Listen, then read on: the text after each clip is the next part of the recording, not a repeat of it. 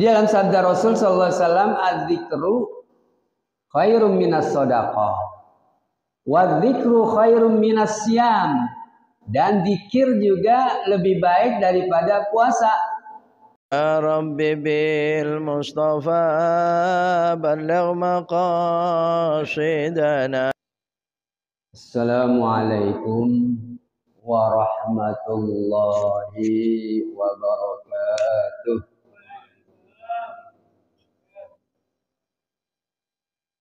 Alhamdulillahilladzi ja'ala Ramadhana syahrul ibadati wat tha'ah. Asyhadu an la ilaha illallah wahdahu la syarika lah. Wa asyhadu anna Muhammadan abduhu wa rasuluhu la nabiyya ba'dah.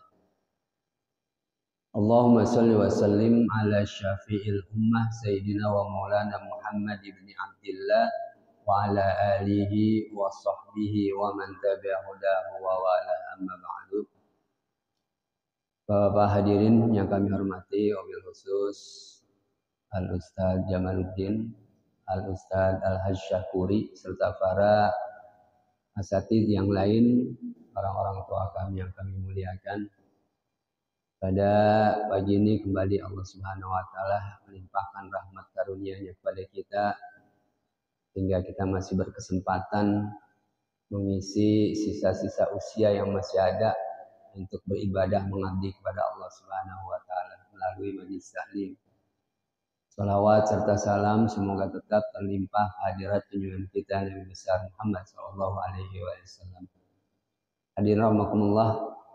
Baiklah, pada kesempatan ini kita akan melanjutkan dulu makalah yang ke-23, belum selesai, dikit lagi. Setelah itu nanti kita rangkaikan dengan membicarakan keagungan, keistimewaan Ramadan.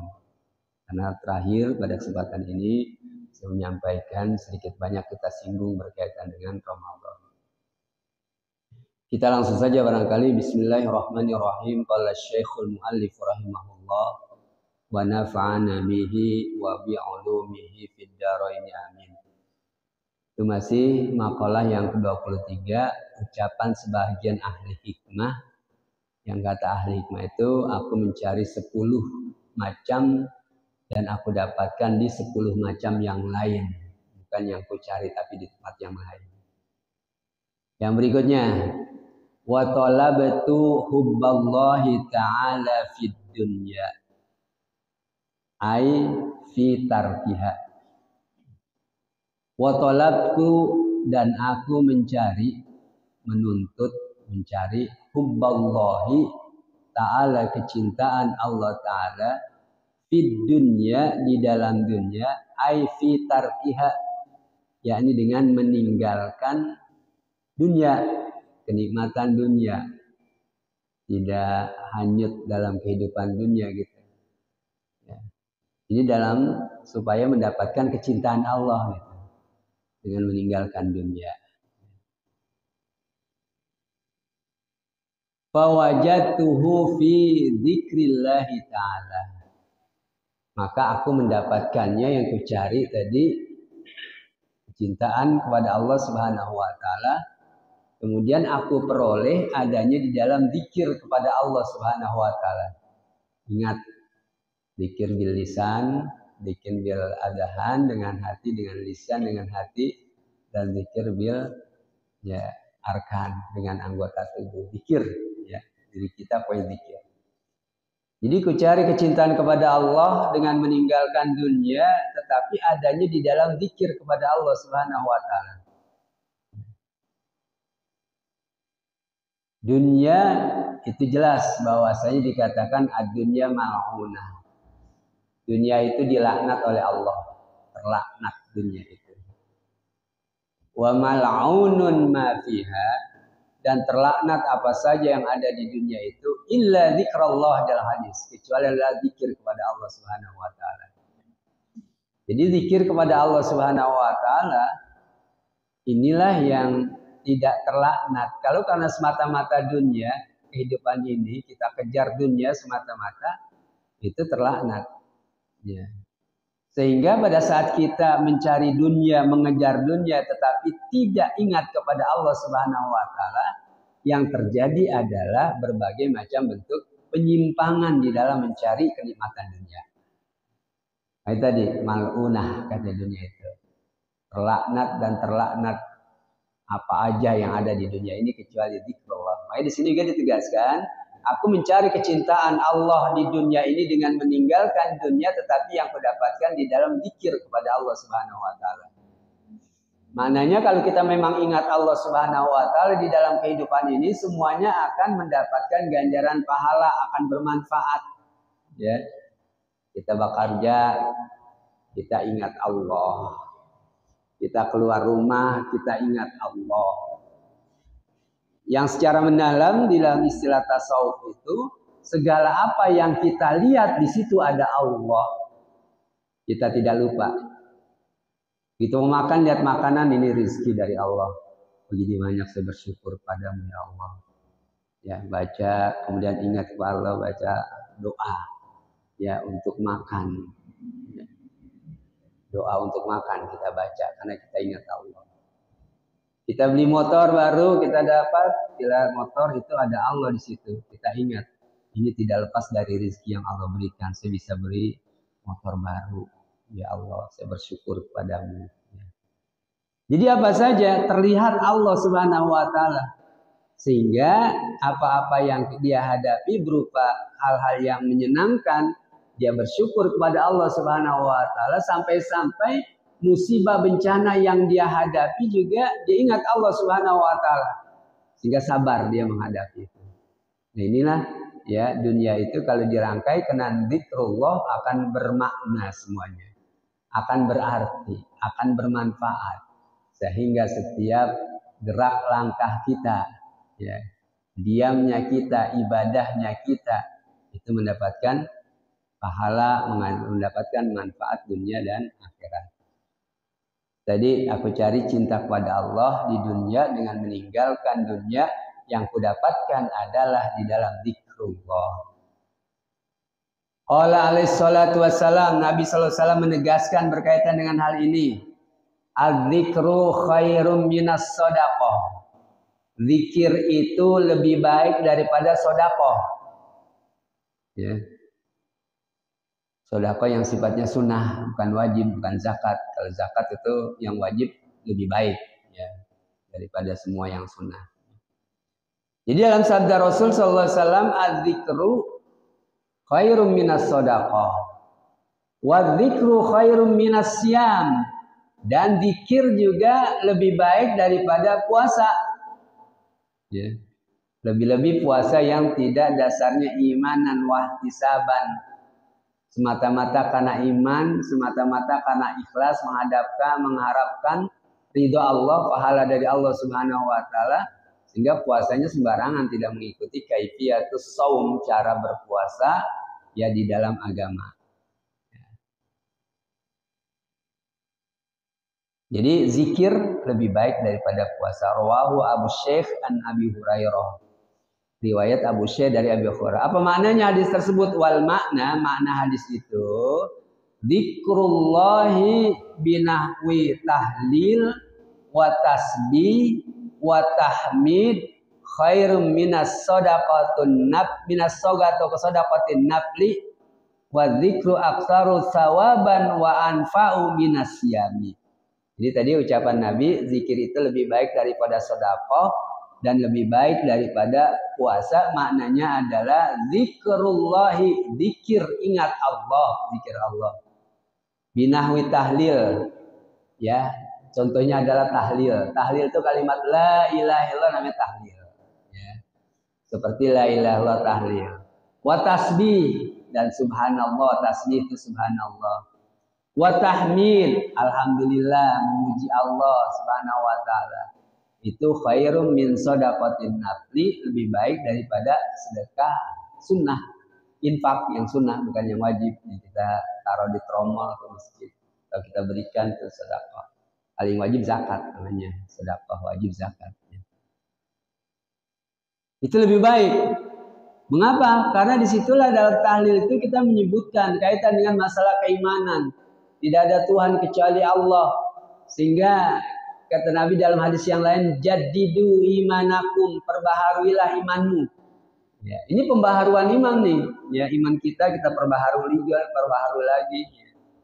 Kemudian tanya para sahabat, kaifa nujaddidu imanana ya Rasulullah? Bagaimana kami memperbaharui iman kami wahai Rasul? Ya. Kemudian Nabi kemukakan bahwasanya qul la ilaha illallah kama qala Rasul. Katakan la ilaha illallah atau bila ilaha illallah dengan la ilaha illallah dengan tahlil. Memperbarui iman. Ya, kalau kita mendalami makna la ilaha illallah itu mencakup berbagai macam rangkaian kehidupan kita itu adanya di la ilaha illallah. Alaiha nahya wa alaiha namut wa biha apalagi wa biha nub'asu minal aminin. Jadi dia habis tadi kita la ilaha illallah Muhammadur Rasul alaiha nahya. Di atas kalimat la ilaha illallah dan Muhammad Rasul sekaligus. Di atas kalimat la ilaha illallah itulah nahya, kami hidup. Kami hidup dengan kalimat la ilaha illallah, tidak lepas dari kalimat la ilaha illallah. Dan itu meniadakan semua Tuhan-Tuhan hawa nafsu kita, keinginan kita, syahwat kita itu la ilaha, itu Tuhan semua, tidak ada itu semua. Illallah, kecuali adalah Allah Subhanahu wa taala, kecuali adalah perintah Allah Subhanahu wa taala. Alaiha nahya wa ala na'am wa alaiha namut. Dan juga di atas la ilaha illallah tersebut kita mati. Ya, mati. Ya, man kana akhiru kalamihi la ilaha illallah, kata Nabi, dakhalal jannah. Siapa yang akhir ya ucapannya pada saat kematian mengucapkan la ilaha illallah, dakhalal jannah, dia masuk surga. Alaiha namut. Wa alaiha wa biha, dan di atasnya la ilaha illallah wa biha, dengan la ilaha illallah alaiha wa biha nub'atsu, kita dibangkitkan. Ya, pada saat kita dibangkitkan tetap ya tauhid jelas, kalau dunia bertauhid di sana nub'atsu dengan la ilaha illallah wa biha nub'atsu alaiha wa biha nub'atsu insyaallah minal aminin. Ya insyaallah termasuk adalah orang-orang yang aman. Kemudian yang kedua adalah zikir dengan subhanallah. Subhana itu mensucikan Allah, maha suci Allah. Ya, maha suci Allah dari berbagai macam sifat-sifat yang ditempelkan kepada Allah yang tidak layak bagi Allah Subhanahu wa taala. Ya, ini subhanallah munazzah, namanya mensucikan Allah Subhanahu wa taala dari bayangan-bayangan manusia yang menggambarkan Tuhan itu begini begitu, ya. Orang-orang kafir kan gitu, Tuhan itu tergambar, kelihatan, Tuhan ini bisa begini, bisa begitu. Artinya gambarannya lah. Kita itu hilangkan semuanya. Ya, Allah dengan menyamakan ya Allah itu dengan manusia. Nggak bisa itu kita hilangkan semuanya. Ana subhanallah. Kemudian walhamdulillah atau tahmid. Itu adalah ucapan alhamdulillah, segala puji bagi Allah, bentuk syukur kita kepada Allah Subhanahu wa taala, ilmu yang Allah berikan, kekuatan yang ada pada kita, sehat kita manfaatkan semuanya itu adalah dalam rangka kita mengabdi kepada Allah Subhanahu wa taala. Itu dengan zikir. Zikirnya itu rawahu Abu Sa'id, diriwayatkan oleh Abu Sa'id Nabi Hurairah dari beberapa makna. Tadi zikr itu tadi ya, artinya adalah minahwi la ilaha tasbih tahmid khairu min sadaqah. Wa dzikru, dan zikir juga aktsaru sawaban, lebih besar sawaban pahalanya, wa anfa'u, dan lebih bermanfaat minas siyami, daripada berpuasa. Itu zikrullah. Namun nanti di bagian tertentu puasa itu lebih istimewa dari ibadah-ibadah yang lain. Ya, nanti akan kita lihat ada kaitan dengan masalah keagungan, ya, keistimewaan, fadilah bulan Ramadan. Dah, berikutnya wa talabtul afiyata fil majami'i au majami'in nas. Dan aku mencari, mengejar al-afiyah. Afiyah fil majami'i, di kumpulan majami'in nas, di dalam kumpulan manusia. Aku cari afiah. Afiah itu artinya terlepas dari hal-hal yang tidak menyenangkan. Dalam doa kita minta Allahumma inna nas'alukal afwa wal afiyah. Afiah, ya afiat, sehat wal afiat termasuk dalamnya. Afiat terkait dengan masalah badan kita yang tidak kita inginkan. Aku cari afiah fil majami ay majamin nas, di dalam tempat-tempat kumpul manusia. Fawajadtuha, maka yang aku dapatkan adalah fil uzlah, di dalam kesendirian. Supaya terhindar dari berbagai macam hal yang dilakukan oleh manusia, namanya afiah, ya, ku ikhtilat berkumpul dengan manusia. Tapi yang ku dapatkan afiah tersebut ada di dalam al-uzlah, dalam kesendirian. Ada istilah orang-orang tasawuf itu mereka beruzlah, ya, menyendiri, memisahkan diri dari keramaian. Uzlah namanya. Ya. Paling tidak adalah uzlah berkaitan dengan masalah hati, jiwa. Ya.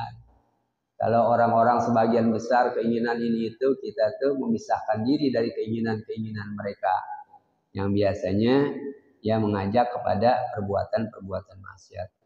Qalal Qusyairi, berkata Qusyairi, wal uzlatu, uzlah itu fil haqiqati, sebenarnya uzlah itu adalah i'tizalul khisalil madmumah, yakni meninggalkan macam-macam yang tercela. Ya. Bukan dalam arti jauh, karena banyak macam-macam manusia ini maksiat luar biasa sehingga dia pindah pergi ke gunung. Ya, jadi uzlah yang dimaksudkan sini kata Syekh Qusyairi bukan uzlah fisik, ya, tetapi uzlah berkaitan dengan masalah macam-macam sifat-sifat al-madmumah, sifat-sifat yang tercela, yang jelek, ya. Orang sebagian besar kan kalau kita lihat, apalagi kagak ngaji, lagunya udah kagak semenggah dah, keinginannya, tingkah lakunya, akhlaknya udah kagak ada. Nah kemudian yang dimaksudkan beruzlah itu uzlah dari hal-hal yang kayak begini nih. Kebanyakan perilaku manusia, kita menyendiri, tidak mau ikut-ikutan.